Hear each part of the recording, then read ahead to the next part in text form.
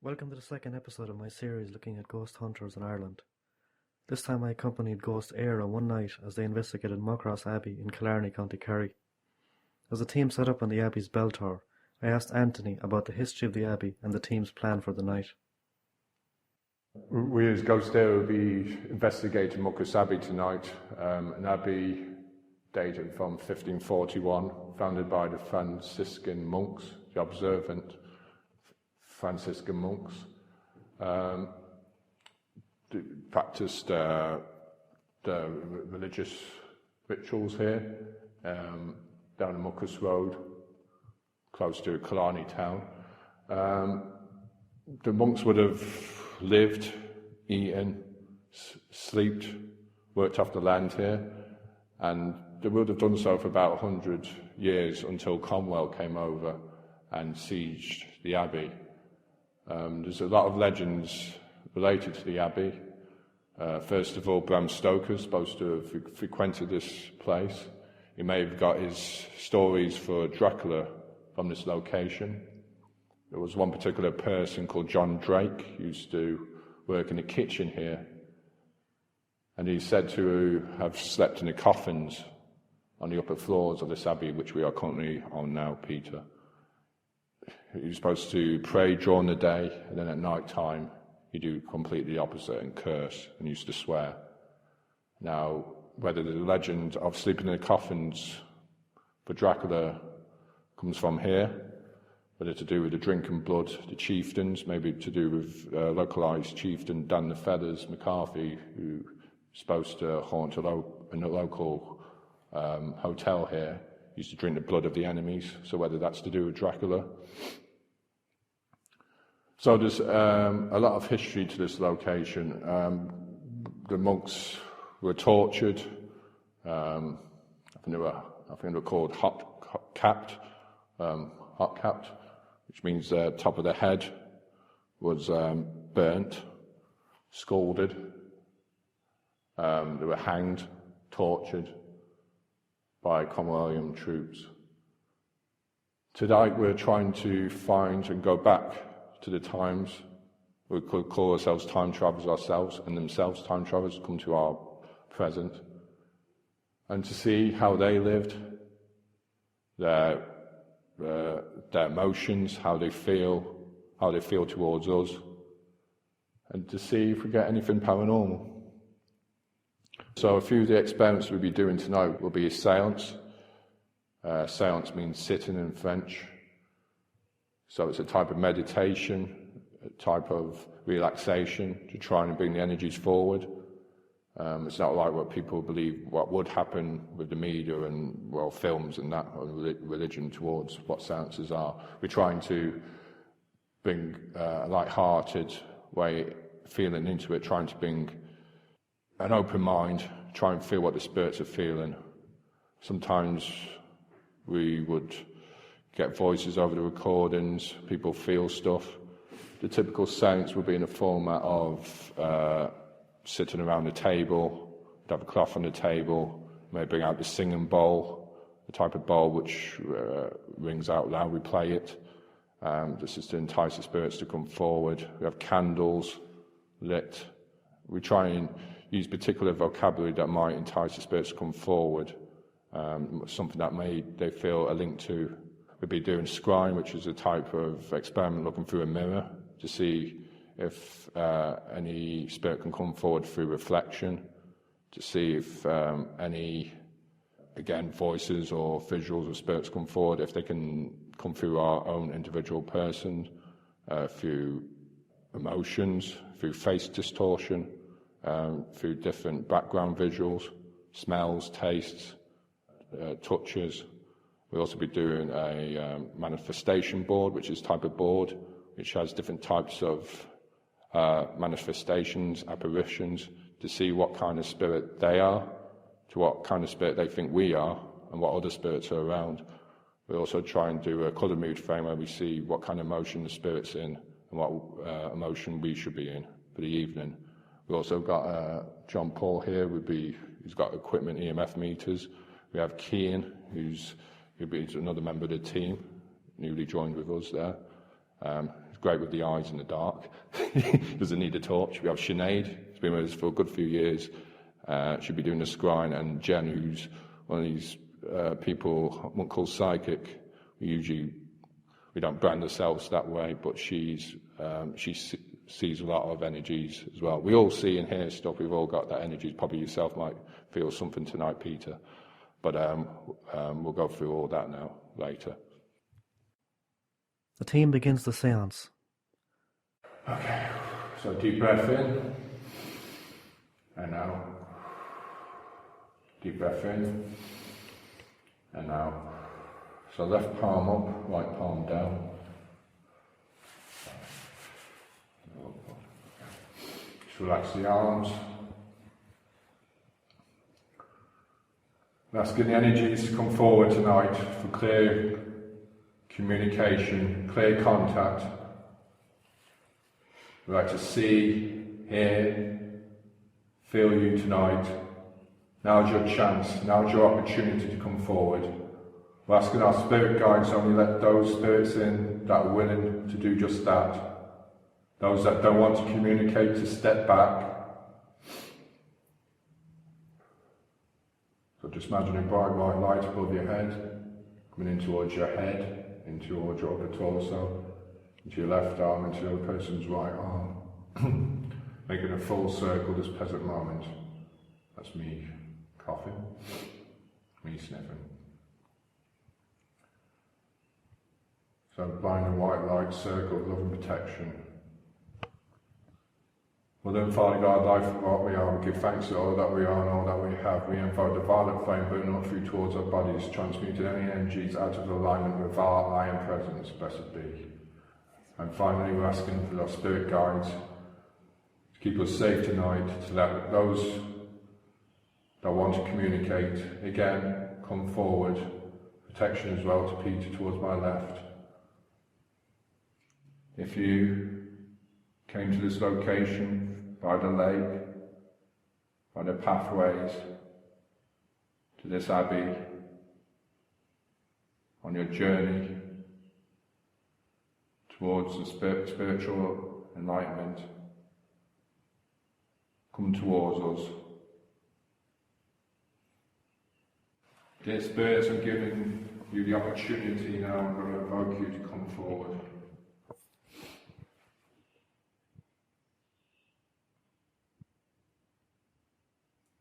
Step out of the shadows and into the light. Step out of the light and into the shadows. What heavy is light, what light is heavy. The time is now, now is now, now it shall be. Come forth, step forward, step into this realm. We are ghosts in your dimension. Should we do the singing bowl for a minute?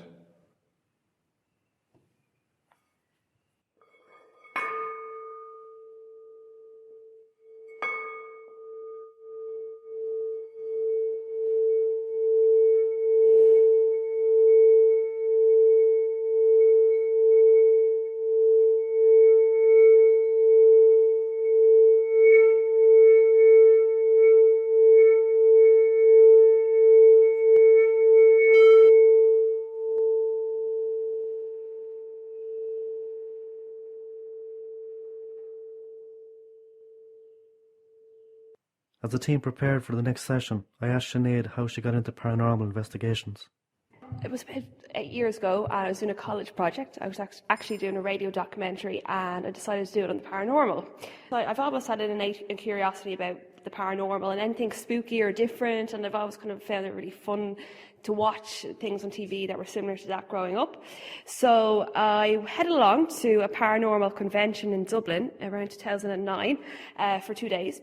And I interviewed a few people during the weekend there, and on the second day, I just bumped into this team, I clicked with them instantly, then followed them around the country for, I think, just 1 or 2 investigations, caught some audio clips, and became more involved in it because I was just like blown away by the first thing I saw, actually, and I've been interested ever since. It is a little bit unconventional, I know, but I think that was just my, I don't know, I think I've just always been interested in it, and I just kept going with it. What was the first thing you saw that blew you away? We were in a place called Rishan Castle in Mill Street. Mill Street, isn't it? Milltown? Mill Street. And yeah, it was just basically, we're all around the table. The temperature in the room dropped from something like 11 degrees Celsius to like 1 degree in a split second. And everybody was shaking. I remember we were all on the board. It was all inside. And there's just really weird noises in different rooms. It just got like, very eerie. I think just the energy of the people in the room, there was quite a lot of people at that time in the room. And it was just, we were on the Ouija board, also known as a talking board. And what we felt, I was just like kind of mesmerized and looking at it for a little bit. And just, there was two people on it and their fingers were barely touching the actual planchette or the glass.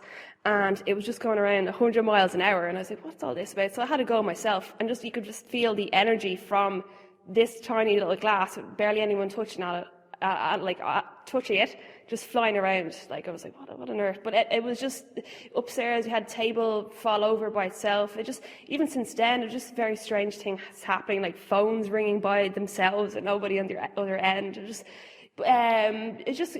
every place we go, we just find some new we delve into a new discovery, and we're like, what on earth is causing this? Sometimes we'll go to places and nothing will happen, but that's a good thing as well. At least we know that we're not not making it up.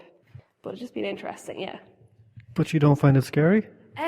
No, actually, initially I did. I think I'm a little bit of an adrenaline junkie, and it's probably another reason why I joined the team. Was I kind of got a kick out of the fear at the beginning, but now it just I don't know. My capacity for fear has just gone through the roof. As in, I don't feel fear anymore going on these. I don't get scared. Basically, it will take me a lot to get scared.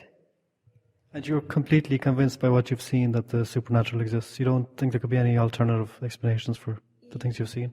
Yeah, well, I'm also kind of critical about certain aspects of things as well. I think that's an important thing to have. You just can't jump on any conclusion going, oh, it must be a ghost or it must be a spirit. But I do believe in, the afterlife. I don't know what it is. I've seen and heard things that I just, there's no explanation in my mind what they could be. So hence I just keep going exploring and to see what pops up. The vigil continued. The team used 3 different boards in an attempt to communicate with spirits, namely a manifestation board, a mood board, and a Ouija board. They all have the same basic format. A glass or a piece of wood called a planchette is placed at the centre of the board, and team members place their fingertips on top of it. Around the board there are letters, numbers, colours, or figures. The idea is that as questions are asked, the spirits, working through the team members, will direct the glass or planchette towards the correct answer. First up was the manifestation board. Asking the spirits to come forward and tell us what spirit, what type of energy are you. We're asking you to step forward. Hear these words, hear these cries, spirit from the other side, come to me, I summon thee, cross now the great divide. Step forward, use the energies that are around. Dear Spirit, can you move the planchette to what type of manifestation you are, what type of energy you are, living presence you are? Come and step forward. Use this device as an indicator of what you are. Spirit guides, ask them to come forward.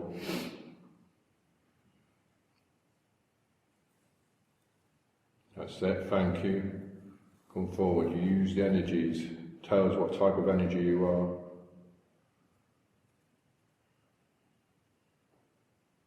Planchette's moved a few inches. Come towards us now, step forward. Hear these words, hear these cries. Spirit from the other side, come to me, I summon thee, cross now the great divide, come towards us now, step forward.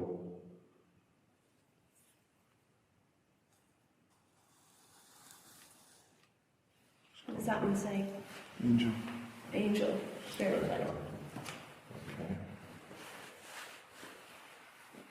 That's correct, dear Spirit. Can you move it in a direct line towards that?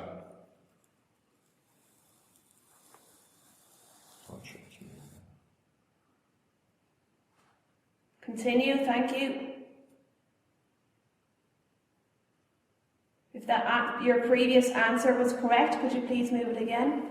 More direct. More direct, yeah.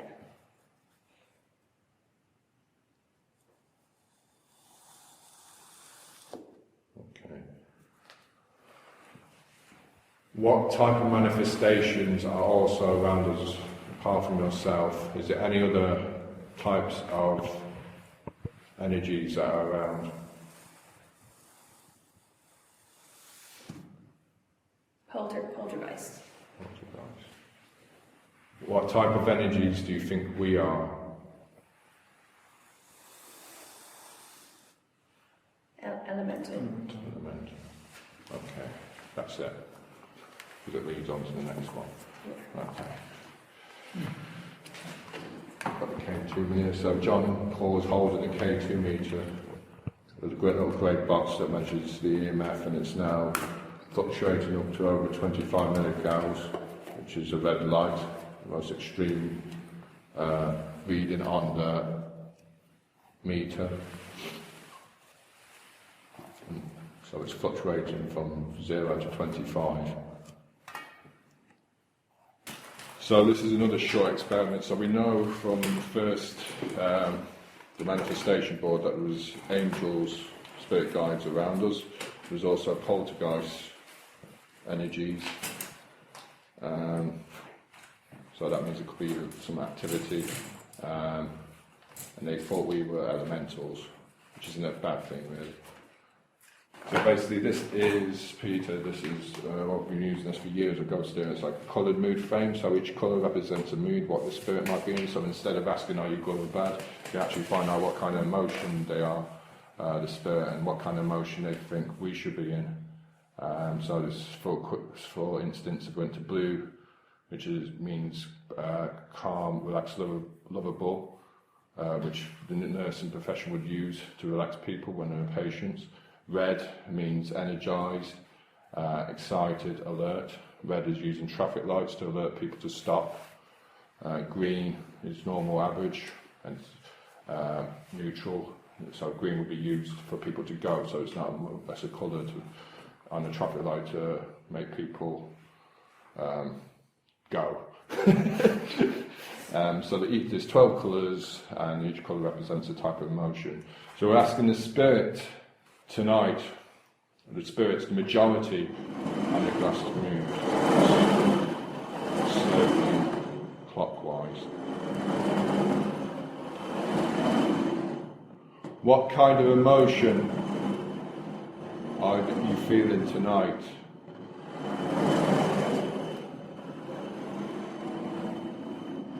That's the still set. Green. Normal, average. Okay, dear spirit, what kind of emotion should we feel tonight? Purple. Clarity and sensual. Clarity and sensual, so purple, so that means a loving kind of feeling. Sorry, a bit of my heart was there. Okay. Dear spirit, Sinead is going to be going into the room to do some mirror scrying. She has different coloured mirrors to use with the mirror scrying. What colour should she use to see you through on the reflection? Red.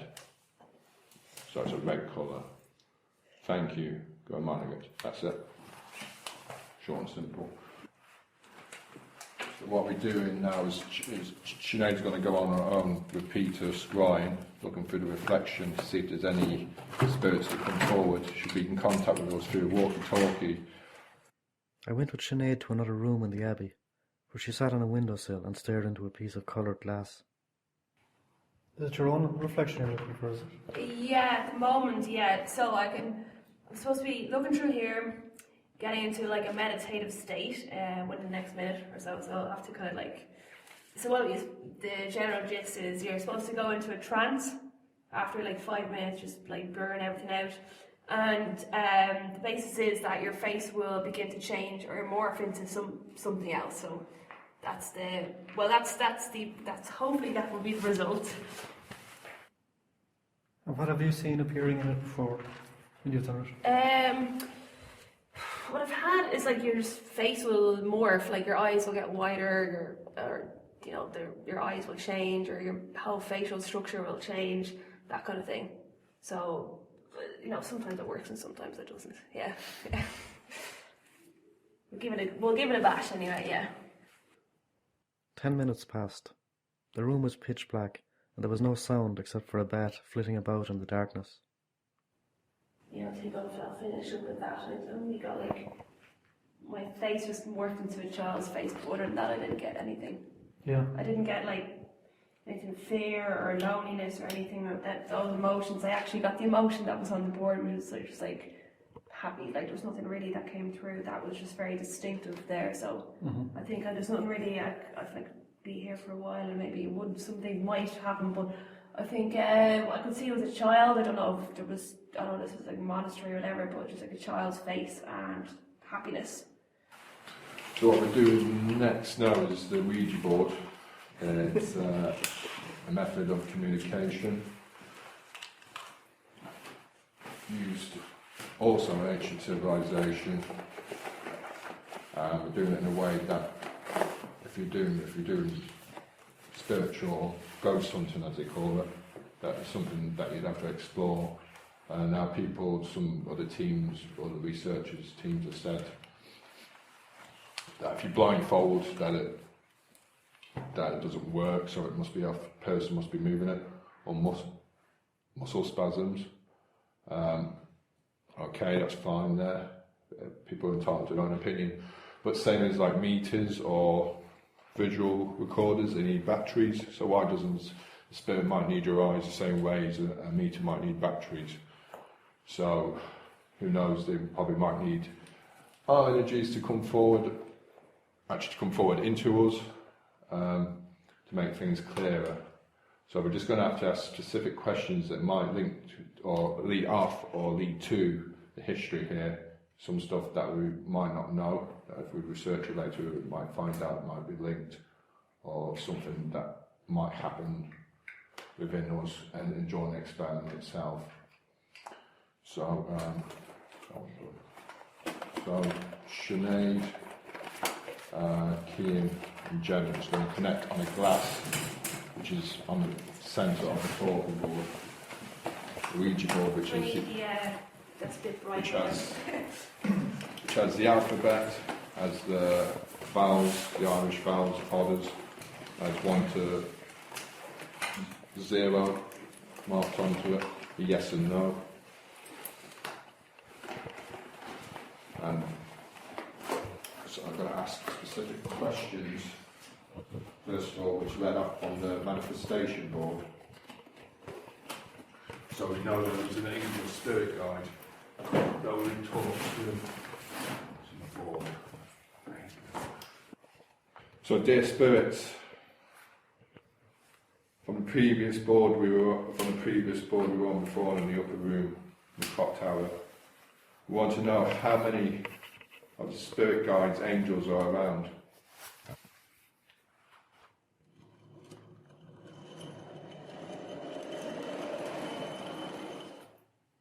Five. Back to centre. Glasses put back to centre by Jen. Next question. Are you protecting us from something around us?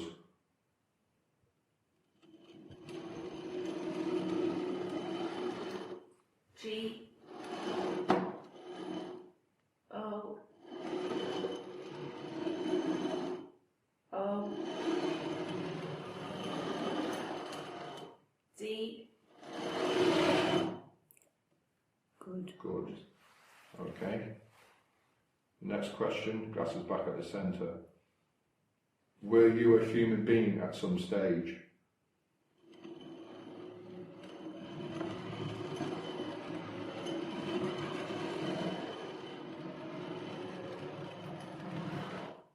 No. Glass was circling there. Glasses back to centre. Are you protecting us for a future event? No. Glasses put back to centre and the final questions. Okay. Just 5 more questions just on the history of this place. Can you tell us what's your name?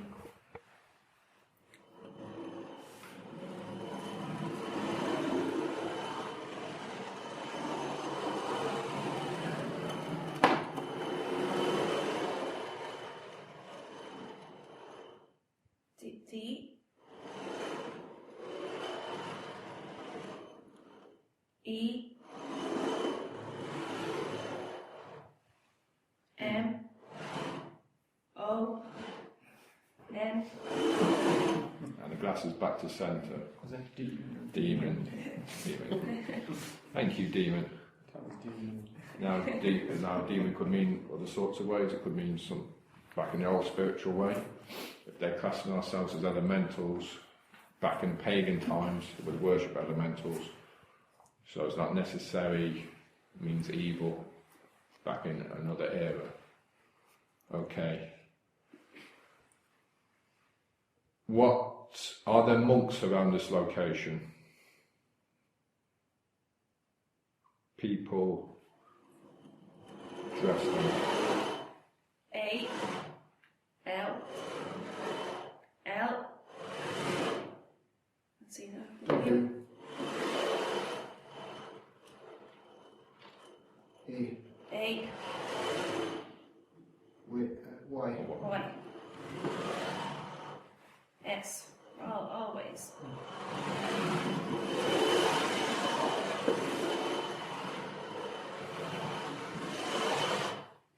T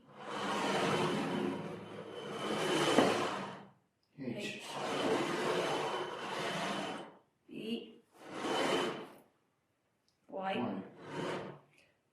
W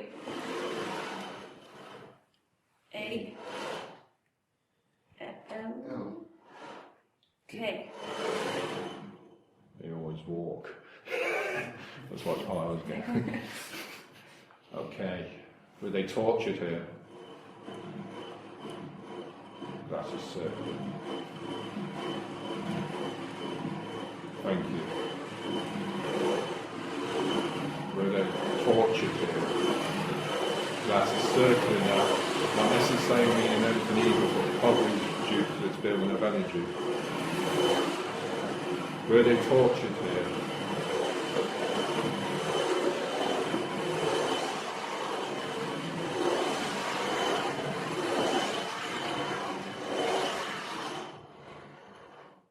S.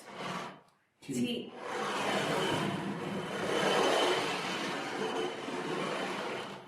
A. A Y. Y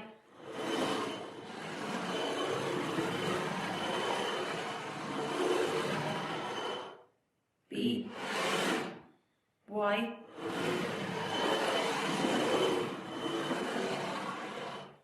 T H E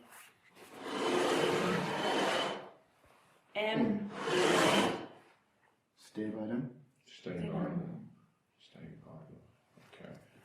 What year, thank you, did Cromwell's forces come and sack this abbey? 1, 3, 5, 6. So again, 1356. Okay.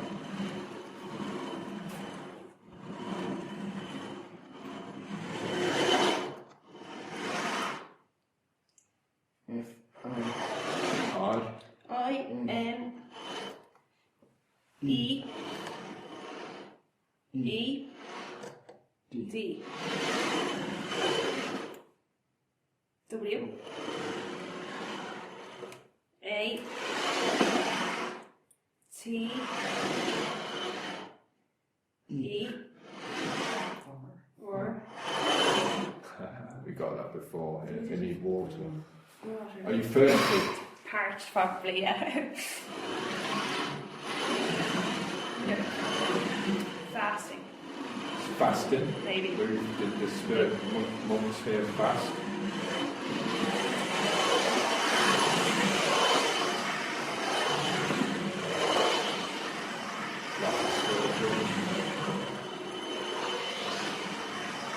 clockwise. What's it say? I, I, yeah. N, E, E, E, E, D, D, W, W, A, A, T, T, E, E, R.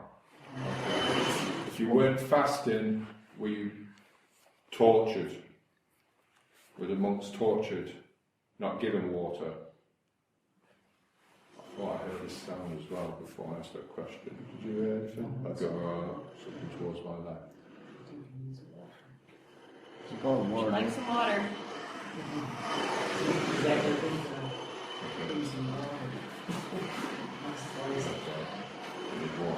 Okay. D,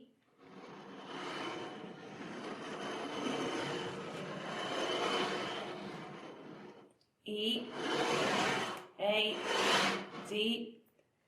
Dead So we can't give them water because we're dead, so yeah. Okay. Yes, we're going to go into another room for the last vigil, and we're going to ask you. We're going down to the lower dormitory. What is down there? The dark dormitory on where the monks used to sleep. What is down there? K2 meter is going off, which is John's holding a grey box.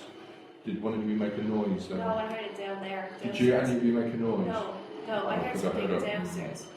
Well, I think, don't know if there's someone I downstairs. heard that. I thought it was somebody like trying to burp or not. Okay. What is down there? I don't know if that was something like that. That was me, Anthony. P. P, O, O, R, or,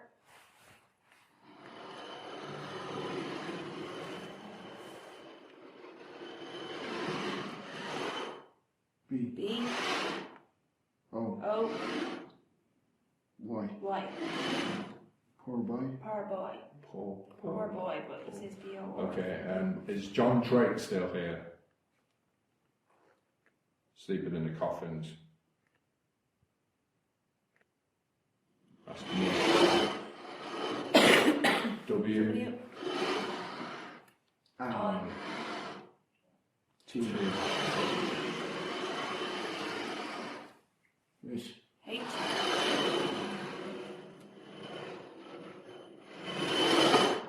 H, H, I, I, S, S, D, D, O, G. G. Which is dark. Kerry's down. Okay. Okay, thank you, dear Spirit. We're going to leave it like that. And thank you there. That's the end of the vigil. Thank you. Nice sound. It was past midnight when the team finished their investigations. As we left the abbey, I asked John Paul about his paranormal beliefs. None of it is 100% kind of, I believe there's a ghost in front of us. It's kind of open to interpretation from all of us. And until I see it concrete, I'll never be happy. And what would you say at the moment is your state of belief? You believe or you don't? I or you're believe. on the Yeah, I believe. But I feel the direction for this group is everyone else deserves to see what we've seen. That's kind of my mindset of it all. I'm religious. I believe in an afterlife. I believe in angels. I believe in heaven. I believe in hell. So if people go to mass and they worship God, why can't we come out here in a night and find an angel, find a spirit that will communicate with us and show us that they're real, just for our own belief. I'm not looking for closure on the whole subject. I'm not looking to convince myself that it exists, but I'm looking to show everybody else that there's life, there's a vast understanding of everything out there. I mean, it's not just little bits. We're only tipping the surface with our brain capacity, the percentage we work at, the way we evolve. And then there's the other side of it. You might open their mind to something else. It's nothing to be feared. It's just embrace it. I don't fear anything that happens there. A lot of people when they're in a dark room waiting for something to happen think, oh God, something's going to come in. But something's already coming in all the time. Nothing's happened. Never heard of anyone getting killed by a ghost. So that concludes my two-part look at paranormal investigators in Ireland. I didn't experience anything supernatural myself, but I met some interesting people and heard some good stories. I hope you enjoyed listening. If you have any feedback, you can reach me at mccarthypeter97@gmail.com. Thanks for listening.